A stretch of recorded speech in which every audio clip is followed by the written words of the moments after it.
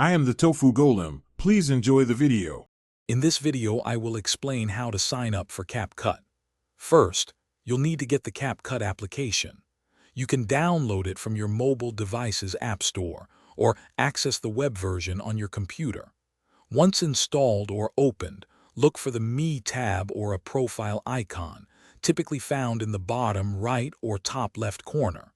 Tapping this will lead you to the sign-in options. Capcut offers several convenient ways to create your account.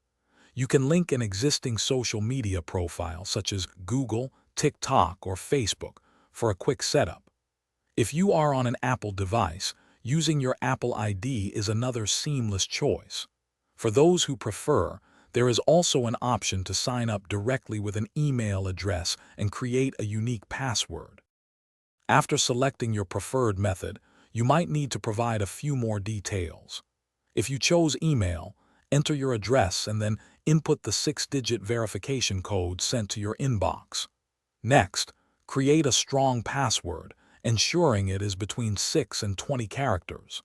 Finally, you will be prompted to enter your birth date for age verification and choose a unique nickname for your Capcut profile.